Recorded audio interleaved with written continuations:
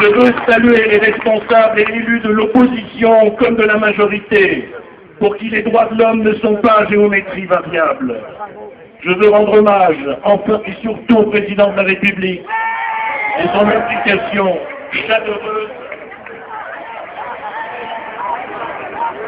et tenace. Et pourtant, Gilat reste prisonnier. Avec le temps, la ferveur ne doit pas s'estomper, car si le souvenir n'est malheureusement pas promesse de libération, l'oubli à coup sûr impliquerait la disparition. Si nous sommes ici devant le parvis des droits de l'homme, c'est que les droits de l'homme les plus élémentaires sont entièrement déniés à Gilad Shalit. Les droits de l'homme dont bénéficient les prisonniers palestiniens en Israël qui ont été jugés pour des actes criminels. De même, renvoyer dos à dos l'armée israélienne et la cohorte de tueurs du Hamas est une ignominie. L'armée israélienne peut commettre des erreurs, mais elle respecte un code de l'honneur et des règles fondées sur des valeurs de liberté. Je le dis ici, ces valeurs sont à l'opposé du culte de la haine, du mépris de la dignité humaine professé par les adeptes de la terreur islamiste. Or, récemment, certaines organisations ont affrété, sous couvert d'action humanitaire, une flottille pour Gaza. Pour dénoncer une catastrophe alimentaire dont évidemment Israël serait responsable et dont tous les observateurs neutres savent qu'elle n'existe pas.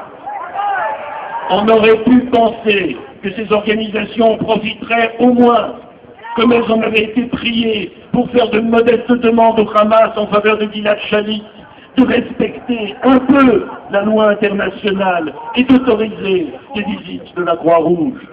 Elles ont refusé. Les droits de l'homme ne sont exigibles que sur une moitié de l'échiquier, la moitié israélienne. Car un Israélien est forcément du mauvais côté de l'histoire, celui des oppresseurs, et le Hamas, par contraste, est dans le camp des héros de la liberté. Je le dis devant ce parvis avec une certaine gravité. Le refus de faire un geste pour améliorer la situation intolérable de Gilad Shalit a déshonoré les organisations humanitaires présentes sur la flottille. En effet, le message que ce refus traduit, c'est que la détention de Gilad Shalit est légitime, alors que le blocus de Gaza ne l'est pas. Pour le blocus, tout laxisme en ce domaine entraînerait l'importation à Gaza d'armes de destruction lourdes d'origine iranienne. Vouloir l'abolition complète de ce blocus, c'est vouloir empêcher Israël de se défendre. De même, trouver normal qu'un soldat israélien soit capturé en terre d'Israël, c'est accepter l'idée que la lutte armée contre Israël est justifiée, c'est accréditer l'idée qu'Israël, au fond, n'est pas légitime. Accepter l'idée que ce jeune franco-israélien-là ne puisse pas jouir du minimum de garantie légale accordée aux prisonniers, c'est admettre qu'il peut ne pas être traité comme les autres êtres humains, et en fait, c'est le non-personne. Ainsi, pour ces bons humanitaires de la flottille, l'association d'un aveuglement sur la dictature du Hamas à Gaza, avec un aveuglement sur le sort de Gilad Shalit, nous éclaire sur leurs préjugés et leurs biais idéologiques. Ces humanitaires de pacotille se placent comme des instruments de propagande des pires ennemis de la liberté.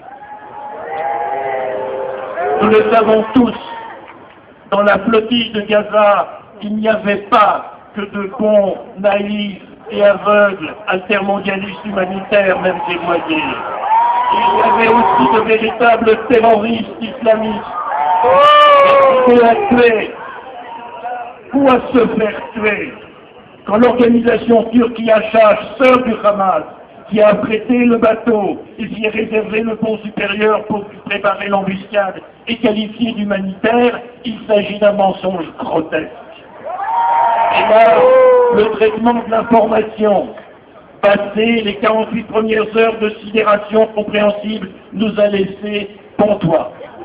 Car, malgré les documents qui s'accumulaient pointant sur la manipulation, Tout s'est passé dans de nombreux organes de médias, comme si les premières impressions avaient imposé leur marque, aussi fausses soient-elles, sur les analyses suivantes. Autrement dit, le scoop et la précipitation préemptaient l'analyse et la réflexion.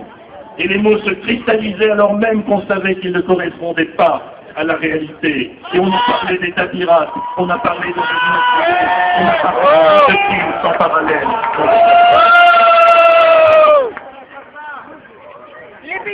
Devant cette mise en cause violente, dans la rue ou sur le net, avec l'arsenal aujourd'hui habituel des épouvantables insultes